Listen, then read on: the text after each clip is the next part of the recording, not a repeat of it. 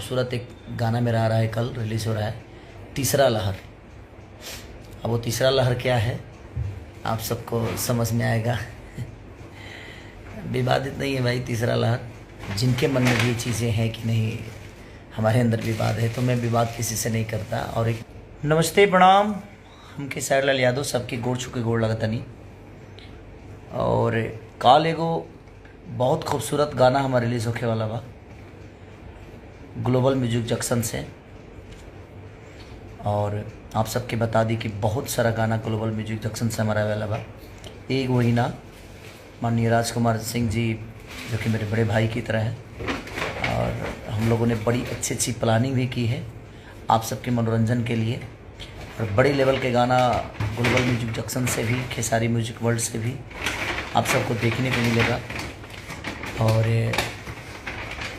जिनके मन में भी ये चीज़ें हैं कि नहीं हमारे अंदर विवाद है, तो मैं विवाद किसी से नहीं करता। और एक बड़े भाई की तरह हैं वो, और बड़े प्यारे हैं।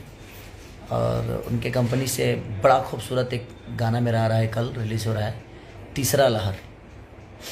अब वो तीसरा लहर क्या है आप सबको समझ में आएगा। विवादित नहीं है भाई तीसरा लहर। अच्छा गाना है, बेहतरीन गाना है। तो आप सबके बीच में कल वो आ रहा है ग्लोबल म्यूजिक जंक्शन से। तो आप सब्सक्राइब भी करिए और प्यार दीजिए राजकुमार जी को और ग्लोबल म्यूजिक जंक्शन को और अपने भाई खेसारी को।